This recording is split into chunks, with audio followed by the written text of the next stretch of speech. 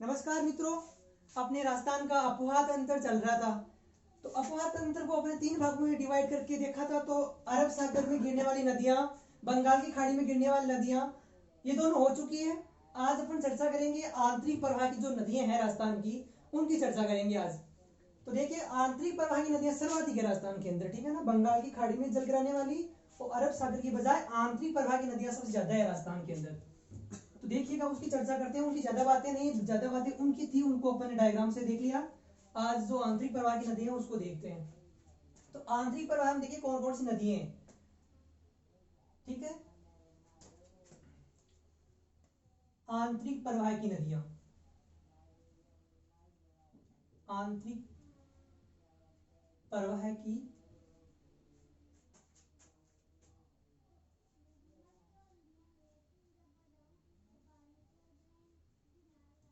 आंतरिक प्रवाह की नदियां देखते हैं कौन कौन सी आंतरिक प्रवाह की नदियां। देखना, 1 नंबर नदी की मैं बात करूंगा आंतरिक प्रवाह नदी की, वो है घग्गर नदी। घग्गर नदी, ठीक है ना। ये राजस्थान की सबसे उत्तरी नदी है, जो राजस्थान के गंगानगर और हनुमानगढ़ जिलों में बहती है, ठीक है। और इसका उद्गम होता है हिमाचल प्रदेश से निकल के आती है और राजस्थान के टिब्बी नामक, हनुमानगढ़ में टिब्बी नामक स्थान पे राजस्थान के अंदर प्रवेश करती है। राजस्थान गंगानगर हनुमानगढ़ में बहती हुई जब ये उफान पे होती है तब जाती है पाकिस्तान, वरना राजस्थान के हनुमानगढ़ जिले में ही ये विलुप्त हो जाती है। तो देखिए, सबसे पहली बात करते हैं इसकी उद्गम की। उद्गम इसका कहां से होता है, तो उद्गम देखना, कालका की फाड़ी, कालका की फाड़ी, ठीक है ना। ये हिमाचल प्रदेश के अंदर कालका की फाड़ी, शिवालिक पर्वतमाला, शिवालिक पर्वतमाला हिमाचल प्रदेश ही होती है, ठीक है। तो इसका उद्गम हो गया कालका की फाड़ियां, शिवालिक पर्वतमाला, हिमाचल प्रदेश का गंगा नदी का उद्गम होता है, ठीक है। ऊपर से आती है हिमाचल प्रदेश से और राजस्थान में हनुमानगढ़ में प्रवेश करती है, टिब्बी नामक स्थान पे प्रवेश करती है। देखिएगा, इसका प्रवाह क्षेत्र की मैं बात करूं घग्गर नदी की, तो प्रवाह क्षेत्र देखना, प्रवाह क्षेत्र, प्रवाह क्षेत्र के अंदर देखिएगा हिमाचल से निकल रही है, इसका हिमाचल से इसका उद्गम हो रहा है, तो हिमाचल प्रदेश, ठीक है। हिमाचल प्रदेश से आती है पंजाब, पंजाब जिले में बहती है। पंजाब जिले के अंदर प्रवाह होती हुई आती है हरियाणा, हरियाणा के बाद राजस्थान में प्रवेश करती है, टिब्बी नामक स्थान से प्रवेश करती है हनुमानगढ़ के अंदर। तो देखिएगा हनुमानगढ़, हनुमानगढ़ और गंगानगर, गंगानगर, इन क्षेत्र में इनका प्रवाह क्षेत्र है, ठीक है। हिमाचल प्रदेश, पंजाब, हरियाणा, तो मतलब ये 4 राज्यों में बहती है, ठीक है ना। हिमाचल, पंजाब और राजस्थान, हरियाणा, इनमें बहती है। तो ये का प्रवाह क्षेत्र हो गया। अगली बात देखिएगा इसकी, गंगानगर व हनुमानगढ़, गंगानगर व हनुमानगढ़, जो ये घग्गर नदी है, ये गंगानगर व हनुमानगढ़ की सीमा में, सीमा पर विलुप्त हो जाती है, विलुप्त हो जाती है, ठीक है ना। लेकिन हो जाती है जब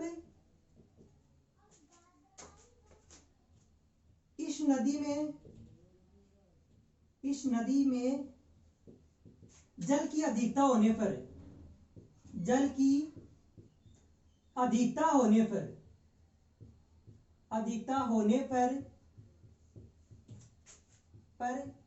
यह पाकिस्तान के, ठीक है, पाकिस्तान के फोर्ट आवास तक चली जाती है, फोर्ट आवास तक चली जाती है, आवास तक चली जाती है। ये बात भी आपको ध्यान रखना है। तो आप ये भी कह सकते हो घग्गर नदी का आखिरी जो बिंदु है जहां पे ये विलुप्त होती है, जहां ये खत्म होती है, तो वो पॉइंट भी कौन सा है? फोर्ट अब्बास, जो कहां पड़ता है? पाकिस्तान के अंदर है। ये बात भी आपको इसके बारे में ध्यान रखना है। देखिएगा अगली बात इसकी मैं करूं घग्गर नदी की, तो देखिएगा हिमाचल प्रदेश से निकलने वाली राजस्थान की हिमाचल नदी है, ठीक है ना, हिमाचल प्रदेश से, ठीक है ना, हिमाचल प्रदेश, या आप जो जगह है वो देख लो, ठीक है, हिमाचल प्रदेश से निकल रही है, तो हिमालय से निकलने वाली, ठीक है ना। देखिए जो ये कालका की पहाड़ी है, शिवालिक पर्वतमाला है, ये किसके हिस्से हैं? अरावली पर्वतमाला राजस्थान के अंदर है। तो ऊपर जो सबसे नवीनतम पर्वतमाला कौन सी है?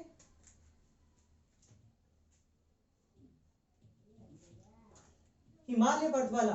तो हिमालय पर्वतमाला से निकलने वाली नदी है, ठीक है ना, या आप हिमालय पर्वतमाला बोल सकते हो, ये भी बोल सकते हो, इसमें तो कोई खास नहीं है, लेकिन ये बोल दो चलो, हिमालय पर्वतमाला से निकलने वाली, हिमालय पर्वतमाला से, हिमालय पर्वतमाला से आने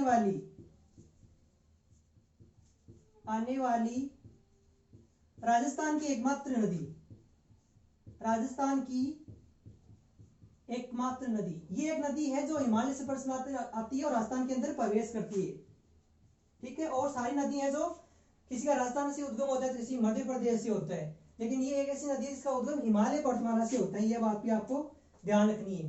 देखिए अगली की बात करूं तो मैं देखना, इस नदी के उपनाम देखो आप, उपनाम भी है इसके, उपनाम क्या क्या है, ठीक है, नालीपाट नदी,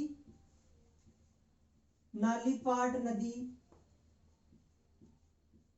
ठीक है, नालीपाट नदी, नालीपाट जो ये घग्गर नदी का क्षेत्र है ना उसको नालीपाट कहते हैं, तो मैंने पहले बताया था भौतिक प्रदेश में, तो नालीपाट नदी, ठीक है, मृत नदी, मृत नदी, और भी इसके उपनाम इंपोर्टेंट दो ही है, सोतर नदी भी बोलते हैं इसको, सोतर नदी, ठीक है, सोतर नदी, द्वेषवती नदी, द्वेषवती नदी, ये भी इसके नाम है।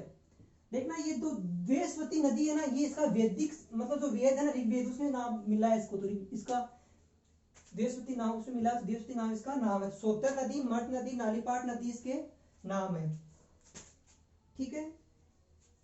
और जो ये घग्गर नदी है इसके किनारे सभ्यता भी विकसित हुई थी प्राचीन काल के अंदर, ठीक है ना, ये तो आपको पता ही होगा कि हर नदियों के किनारे सभ्यता में विकसित हुई है, कोई ना कोई प्रकार से, तो इसके किनारे सभ्यता विकसित हुई थी, तो इस घग्गर नदी किनारे कालीबंगा की सभ्यता विकसित हुई थी, ठीक है ना। इसके किनारे कालीबंगा सभ्यता, कालीबंगा सभ्यता विकसित हुई थी, ठीक है ना। आप इस नदी की लंबाई भी आप ध्यान रख सकते हो, लंबाई ध्यान रखो, देखना लंबाई कितनी है इसकी, ठीक है, लंबाई 465 किलोमीटर इसकी लंबाई है, ठीक है ना, 465 किलो इसकी लंबाई है, टोटल लंबाई है हिमाचल प्रदेश से लेकर के कहां तक है? फोर्ट अब्बास तक। लेकिन राजस्थान के अंदर 100 किलोमीटर है इसकी लंबाई, राजस्थान में 100 किलोमीटर इसकी लंबाई है, ठीक है ना। आगे देखना इस नदी के बारे में,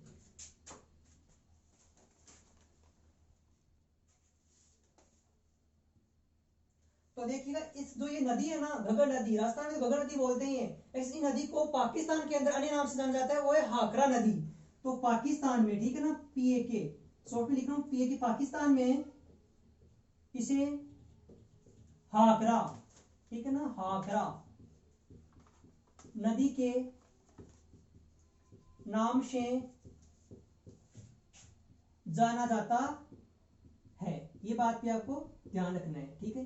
तो ये हो गई अपनी कौन सी नदी? घग्गर नदी। लंबाई ध्यान रखो, रख लेना 465 किलोमीटर है, 100 किलोमीटर राजस्थान के अंदर इसकी लंबाई है। उद्गम कालका की पहाड़ियां शिवालिक पर्वतमाला हिमाचल प्रदेश से हो रहे हैं, प्रवाह क्षेत्र हिमाचल प्रदेश, पंजाब, हरियाणा और राजस्थान के अंदर इन 2 जिलों में बहती है। गंगानगर रोमांटिक सीमा पर विलुप्त हो जाती है, लेकिन जब इसमें जल की अधिकता रहती है, अधिक वर्षा और इन पहाड़ियों पर अधिक वर्षा होने के कारण जल का बहाव ज्यादा हो जाता है, तब ये पाकिस्तान में चली जाती है, पाकिस्तान के फोर्ट अब्बास तक ये चली जाती है। और जब पाकिस्तान में प्रवेश कर जाती है तो इस पाकिस्तान में इसको किस नाम से जानता है? हाकरा नदी के नाम से जाना जाता है। और हिमालय पर्वतमाला से आने वाली एकमात्र नदी है घग्गर नदी, जो राजस्थान में बहती है।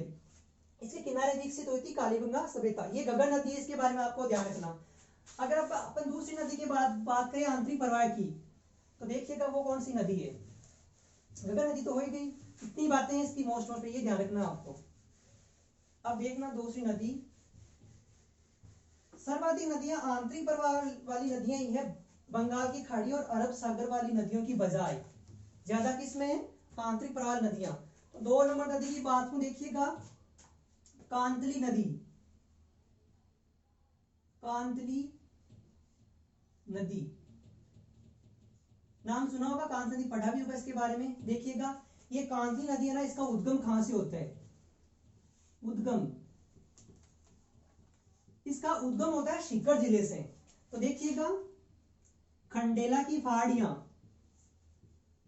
खंडेला की पहाड़ियां, और खंडेला की पहाड़ियां पड़ती है सीकर के अंदर। तो सीकर से इसका उद्गम होता है खंडेले की पहाड़ियों से। देश का भाव चित्र देखिएगा, भाव चित्र, ठीक है, इसका प्रवाह चित्र किन किन जिलों के अंदर है। तो देखिएगा ये सीकर से निकल रही है, तो सीकर जिला आप लिख सकते हो। तो सीकर, झुंझुनू, और झुंझुनू के बाद में चूरू। समझना, देखना, सीकर से इसका उद्गम, खंडेला की पहाड़ियां सीकर से उद्गम हो रहा है, सीकर में बह रही है। आगे चलती है झुंझुनू के अंदर। झुंझुनू को बराबर 2 भागों में बांटती है नदी, ठीक है ना, बराबर बीचों बीच से गुजरती है, 2 भागों में बांटती है। लेकिन चूरू की सीमा पर जाते जाते इसका ये विलुप्त हो, चूरू की सीमा विलुप्त हो जाती है। चूरू जिंदगी प्रवेश अंदर तो नहीं करती है, पर सीमा पर जाती है, क्या विलुप्त हो जाती है। तो चूरू और बीकानेर तो वो जिले हैं जहां कोई नदियां है ही नहीं। तो ये भाव चित्र आप ध्यान रखना है। देखिएगा हर एक नदी किनारे क्या कोई ना कोई सभ्यता विकसित हुई है। तो इसके किनारे कौन सभ्यता विकसित हुई? देखिए ना, इसके किनारे, इसके किनारे, ठीक ना, इसके जो क्षेत्र है इसका, उसके किनारे गणेश्वर सभ्यता विकसित हुई थी। गणेश्वर सभ्यता, सभ्यता विकसित हुई थी। ये इसके बारे में आपको ध्यान रखना है, ठीक है ना। ये 3 बातें इसकी है। अगली नदी की अपन बात करें ना, ठीक है, ये तो होगी 3 बातें, ये ज्यादा बातें नहीं है। उद्गम खंडेला की पहाड़ियां सीकर से, और सभ्यता विकसित कौन सी इसके किनारे? गणेश्वर सभ्यता है, और सीकर झुंझुनू में बहती है। 3 नंबर नदी की बात को देखा आंतरिक प्रवाह की, तो वो है कांकनी नदी। कांकने नदी, या इसको बोलते हैं मसूरदी नदी। मसूरदी नदी, इसका कांकनी या मसूरदी नदी। देखिए इसके बारे में, ये है आंतरिक प्रवाह की सबसे छोटी नदी है, ठीक है ना, आंतरिक प्रवाह की सबसे छोटी नदी है, जिसकी लंबाई लगभग कितनी है? 17 किलोमीटर लंबाई है इसकी। 17 किलोमीटर इसकी लंबाई है। आंतरिक प्रवाह की सबसे छोटी नदी है, आपको ध्यान रखना है।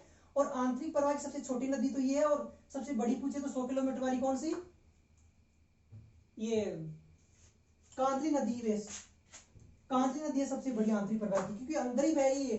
वो तो हिमाचल प्रदेश से आ रही है, इसकी लंबाई तो 100 किलोमीटर, लेकिन आंतरिक प्रवाह के अंदर बहने की तरफ से कौन सी? कांतली नदी है।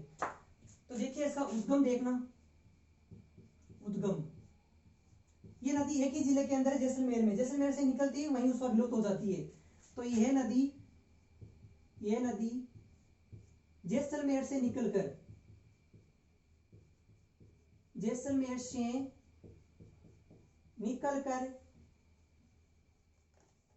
निकलकर जैसलमेर में ही विलुप्त हो जाती है, ठीक है ना,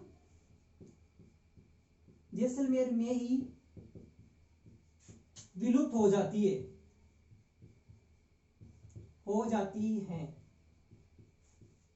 बस इतना ही ध्यान रखना इसके बारे में।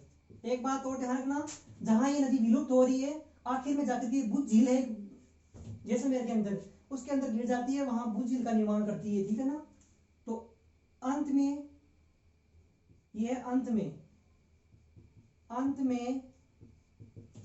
बुद्ध झील का निर्माण करती है।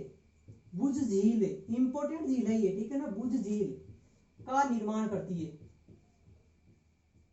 निर्माण क्या करती है? झील तो बनी हुई है जैसे मेरे बुद्ध झील ऑलरेडी, लेकिन निर्माण करने का मतलब यह जल यही देती है उस झील को, तभी ये झील बनती है। तो इसका निर्माण इसी नदी से होता है। बस ये 2 बातें ध्यान रखनी है कांकनी, इसके मसूरदी या कांक नदी के बारे में। नदी तो काफी इंपोर्टेंट है, ठीक है ना, ये आपको ध्यान रखना है। तो ये कांकनी इंपोर्टेंट क्यों? देखना, छोटी नदी है फिर भी।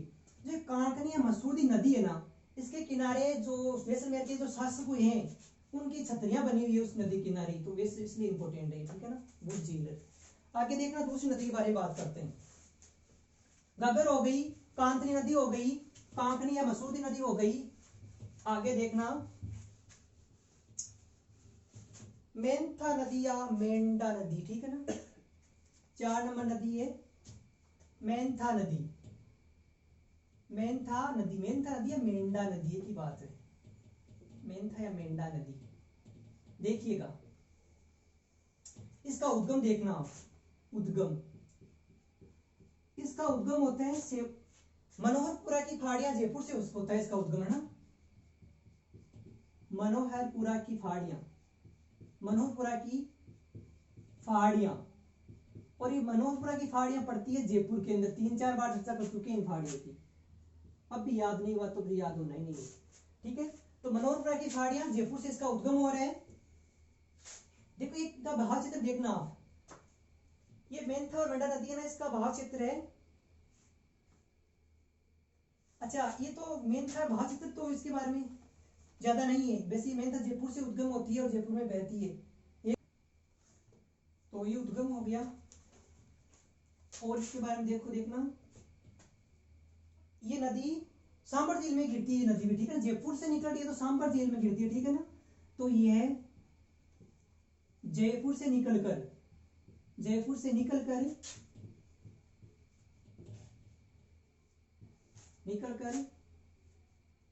जयपुर से निकलकर सांबर झील में गिर जाती है, सांबर झील में गिरती है, ठीक है। ये 2 बार ध्यान रखना आपको इसके बारे में, ठीक है। उद्गम मनोहरपुरा की फाड़ियां जयपुर, और जयपुर से निकलकर सांबर झील में अपना जल गिराती है। आगे देखो बात करना आप किस नदी की, रूपनगढ़ नदी की। रूपनगढ़ या रूपनगढ़ नाला या रूपनगढ़ नदी जो भी है, ठीक है ना।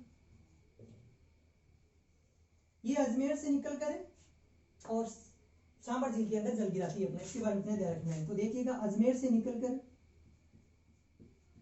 अजमेर से निकलकर या अजमेर में बहती हुई, ठीक है ना। अजमेर से निकलकर सांबर झील में, सांबर झील में मिल जाती है, अपना जल गिराती है की बात है, मिल जाती है, ठीक है ना। कहने का मतलब यही हुआ कि जो ये रूपनगढ़ नदी है ये अजमेर से तो निकल रही है और अपना जल किसके अंदर गिरा रही है, सांबर झील के अंदर गिरा रही है, ठीक है ना। आगे मैं 6 नंबर नदी की बात को देखिएगा, आंतरिक प्रवाह की नदियों में। तो देखना साबी नदी, साबी नदी, ये भी जयपुर से इसका उद्गम होता है, ठीक है ना। उद्गम देखना इसका, उद्गम होता है साबी नदी का सेवर की फाड़ियां जयपुर, सेवर की फाड़ियां जयपुर से इसका उद्गम होता है। बस एक ही बात इसके बारे में ध्यान रखना है। आगे मैं 7 नंबर नदी की बात करूं,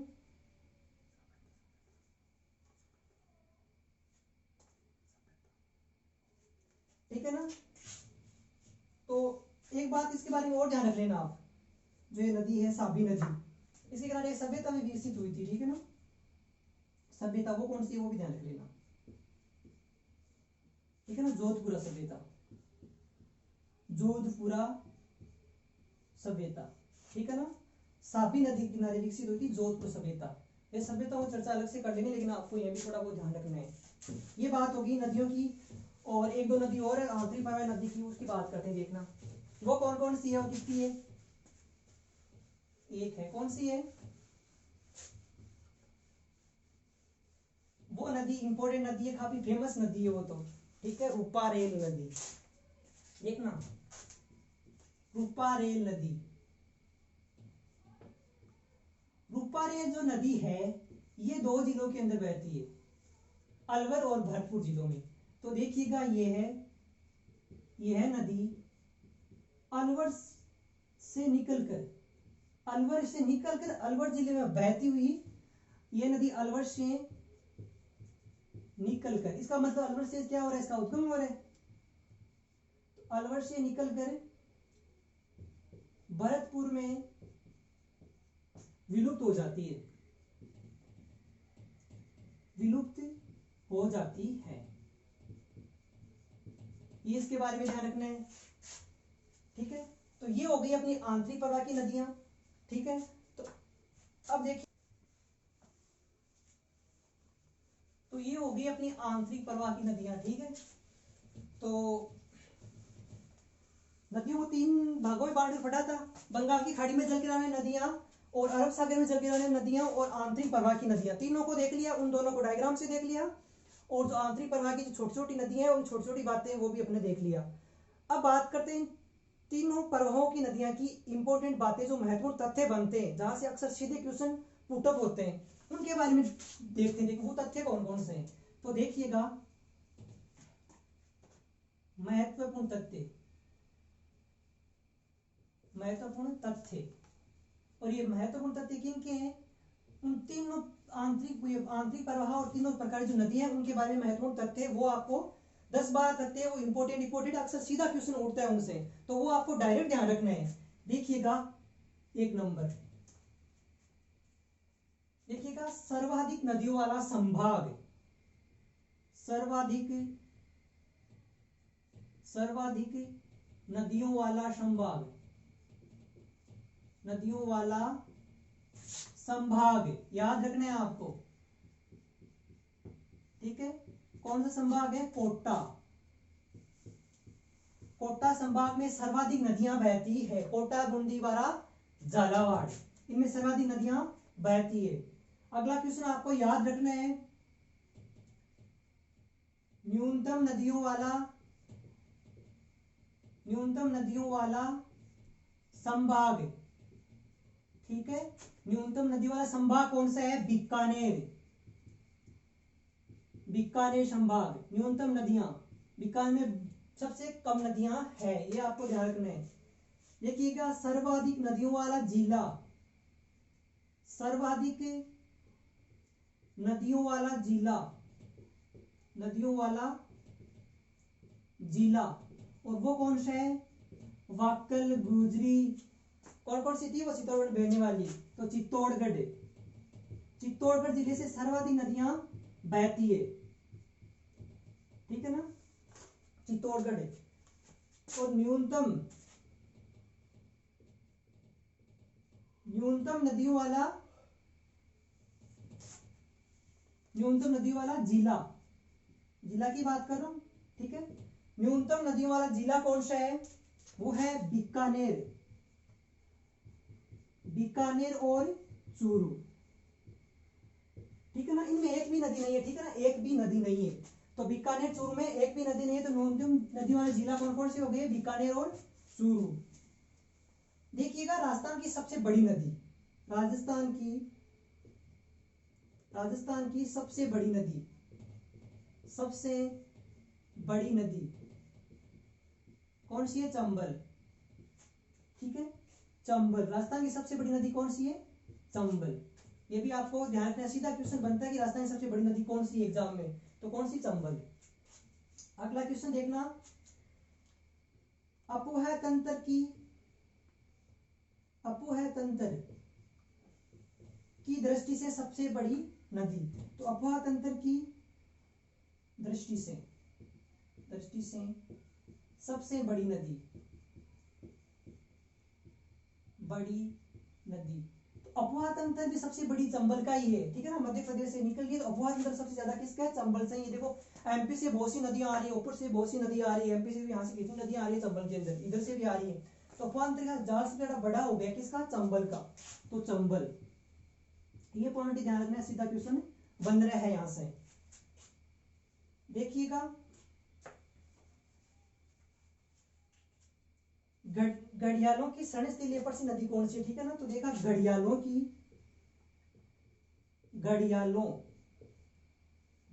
की शरण स्थली के लिए, घड़ियालों की शरण स्थली के लिए प्रसिद्ध नदी वो कौन सी है, वो भी चंबल है, चंबल नदी, ठीक है ना। घड़ियालों की सरणी स्थिति मतलब घड़ियाल पक्षी है ये तो। घड़ियाल पक्षी कहाँ का है? सवाई माधोपुर का है, यहाँ या करौली का है, यहाँ का है। तो घड़ियाल पक्षी है तो घड़ियालों की,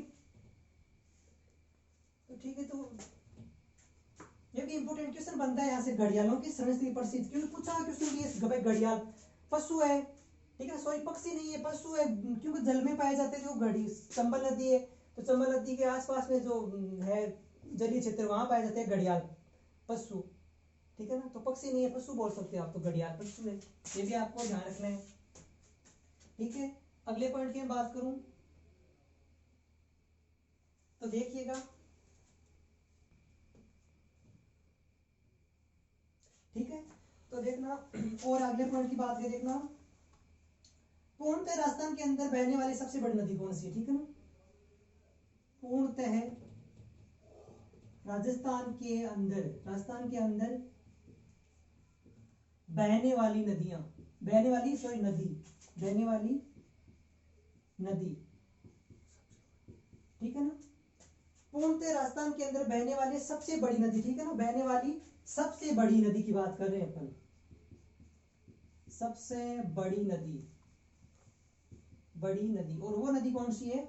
बनास, ठीक है ना। देखो बनास नदी राजस्थान के अंदर खमनों की खाड़ियों से निकल रही है और राजस्थान के अंदर ये सवाई माधोपुर के पास इधर यहाँ विलुप्त हो रही है, तो पूर्णतः राजस्थान के अंदर बह रही है। तो पूर्णतः राजस्थान के अंदर पूछे तो बनास नदी हो जाएगी, और वैसे सबसे बड़ी नदी पूछे तो कौन सी? चंबल हो जाएगी, जो एमपी मध्य प्रदेश से निकलती है और उधर यमुना इटावा की यूपी के अंदर मिल जाती है। तो ये बात आपको ध्यान रखना है। अब देखना ये बात और आगे देखना, सांबर झील में गिरने वाली नदियां कौन कौन सी है? सांबर झील में, सांबर झील में,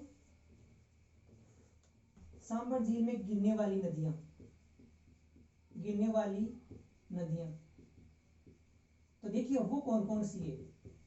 तो देखना सांबर झील वैसे 3 जिलों में है इसका क्षेत्र, ठीक है ना। तो देखना मेंथा नदी या मेंथा,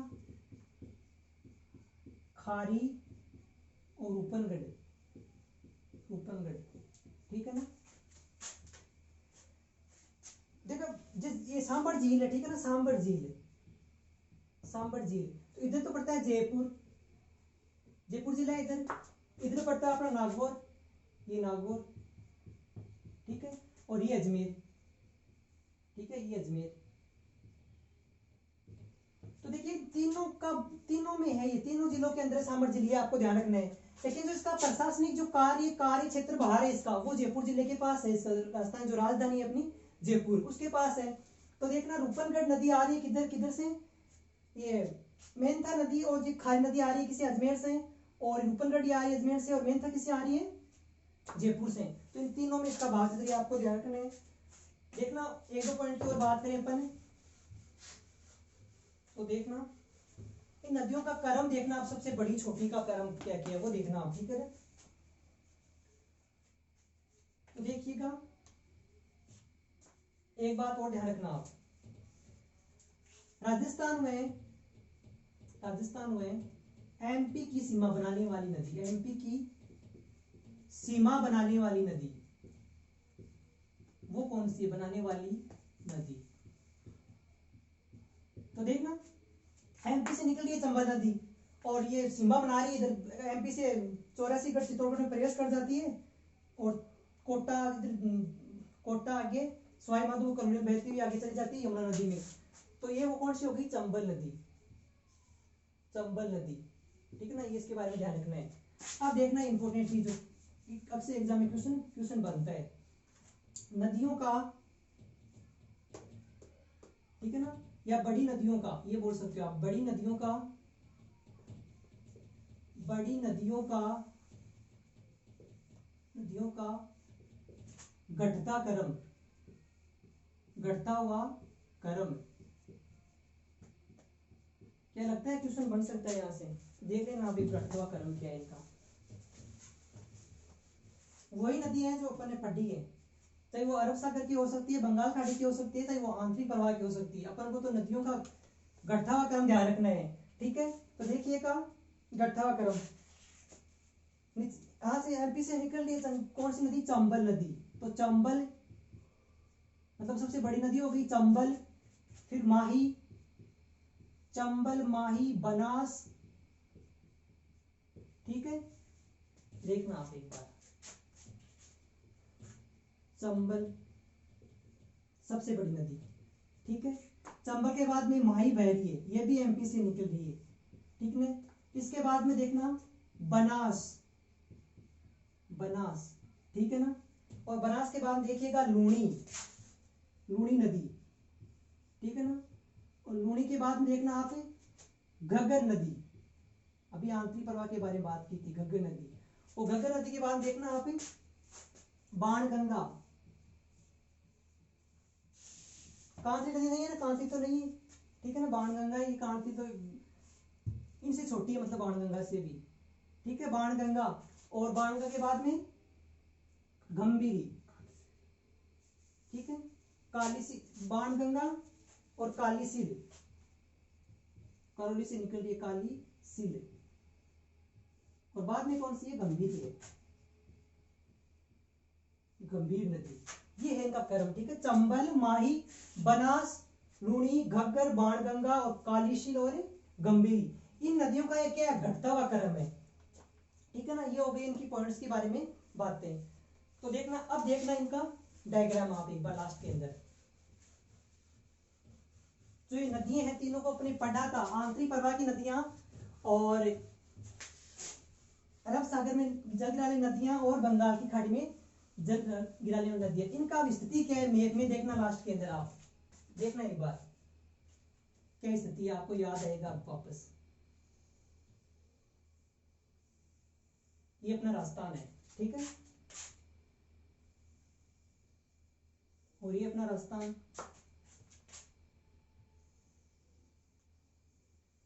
देखिए याद करने का तरीका है, याद का तरीका बता दूं।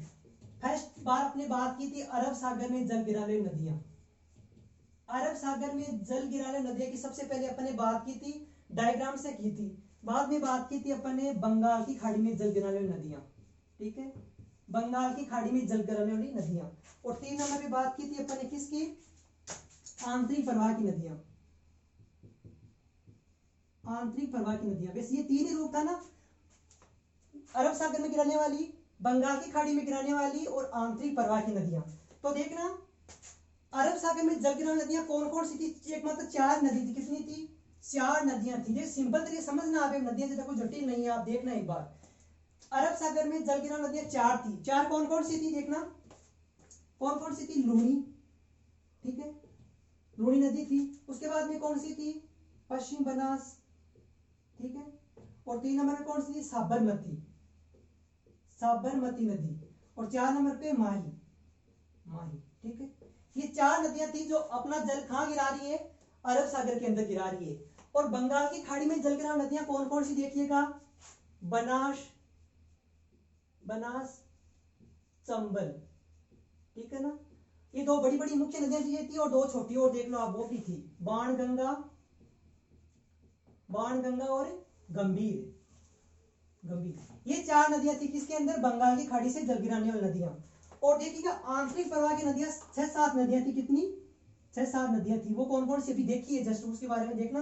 घग्गर नदी, जिसका भाव चित्र ये है, ये हिमाचल प्रदेश से इसका उद्गम होता है घग्गर नदी, यहाँ पड़ता है अपना जैसलमेर जिला। तो यहाँ नदी कौन सी बह रही है, कांकनी या मसूरदी नदी, ठीक है ना।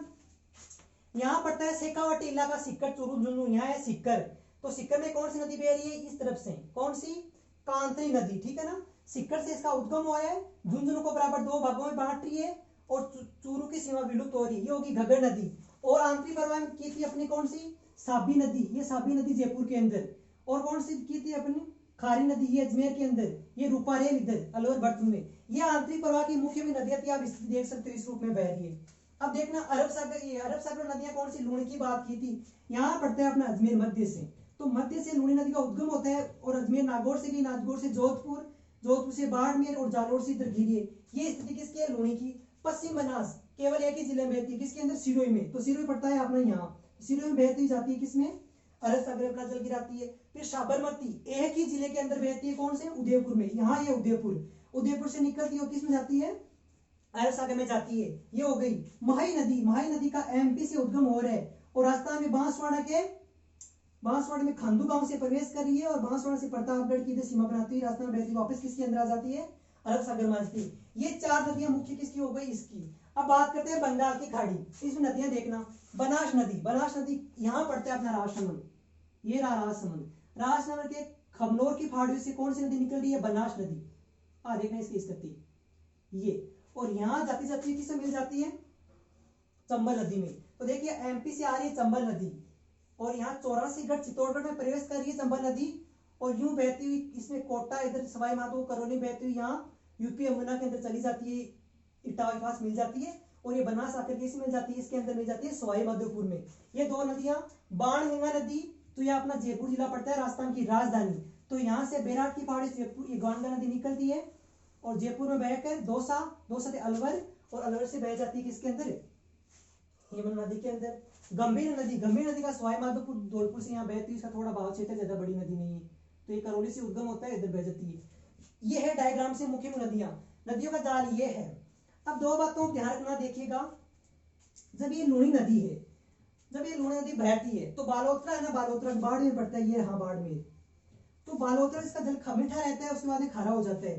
तो देखना जो बालोतरा प्रॉपर शहर है, क्वेश्चन बनता है यहाँ से, जो बालोतरा खुद शहर है ना, उसका जो स्थल है, जो पेटा है, वो क्या है, ये लूणी नदी से थोड़ा सा नीचे है। ये लूणी नदी, ये तो बालोतरा शहर और ये लूणी नदी, तो मतलब इसका पेटा थोड़ा नीचे है ना, इसी कारण यहाँ बाढ़ आ जाती है। देखिएगा जो घग्गर नदी बह रही है कहाँ, हनुमानगढ़ और गंगानगर में। तो हनुमानगढ़ जो जंक्शन है, हनुमानगढ़ का जंक्शन, उस जंक्शन का जो स्थलीय जो ऊपर का जो क्षेत्र है वो इस नदी से क्या है, नीचे है, ऐसे हनुमानगढ़ के अंदर, और ऊपर से नदी बह रही है साइड से। तो क्या नदी से तो नीचे होगा तो बाढ़ की स्थिति बन सकती है, इसी कारण यहाँ हनुमानगढ़ में बाढ़ आती है। ठीक है ना, यह आपको दो बात और ध्यान रखनी है।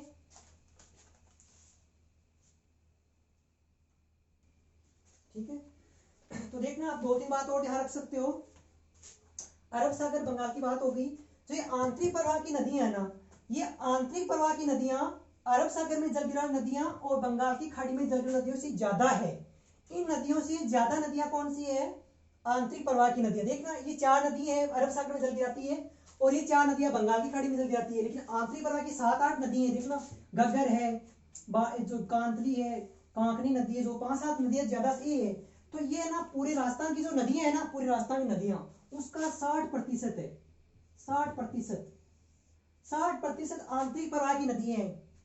देखना एक बार यहां लिख रहा हूं मैं, ये तो कौन सी है, बंगाल की खाड़ी वाली नदियां, ये सॉरी अरब सागर में जलग्रहण नदियां, तो इनका क्षेत्रफल तो है 18%, 18%। और जो ये बंगाल की खाड़ी वाली है इनका है 24%, 24%, ये आपको ध्यान रखना है, 18%, 24%, और जो ये आंतरिक प्रवाह की इनका है 60%।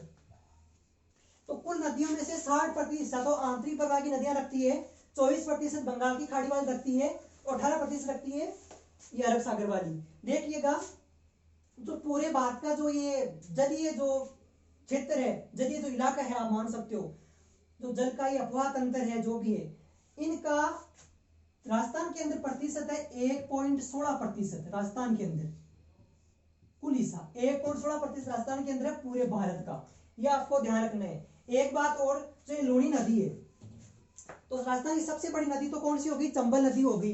लेकिन आपको पूछे ना कि पूरी राजस्थान की सबसे बड़ी नदी कौन सी है, तो ये है लूणी नदी। पूरी राजस्थान की सबसे बड़ी नदी कौन सी होगी, लूणी नदी। और दूसरी बात देखना, जो ये नदियां हैं टोटल, इनमें से क्या है, लगभग नदियां मोस्टली नदियां हैं सारी, मतलब वर्षा पे डिपेंड करती है, जब वर्षा होती है तभी इनका भाव चित्र बनता है। लेकिन चंबल के अलावा ये जो चंबल नदियां ये मोस्टली नहीं है, क्या है, 12मासी है, 12मासी नदी। तो चंबल नदी को छोड़कर सारी राजस्थान की नदियां क्या है, मोस्टली नदियां हैं और चंबल एक 12मासी नदी है। देखना ये है अपने राजस्थान की नदियों के बारे में पूरी डिटेल से अपन देख लिया था, समझा भी होगा और समझ में आया होगा। और मैं जितनी कोशिश की है अच्छे से इजी तरीके से समझाने की कोशिश की है, और ऐसा तरीका साहित्य के आपको बुक्स में तो नहीं मिलेगा, तो आप इसको देखना और कमेंट करके मुझे इतना बताना एक बार कि आपको कैसा लगा और कैसा समझ में आया, ठीक है ना। और कोई डाउट हो, आपको दिक्कत हो, तकलीफ हो, तो पूछ सकते हो, कमेंट में बताना, मुझे पता चले एक बार, ठीक है ना। तो थैंक यू।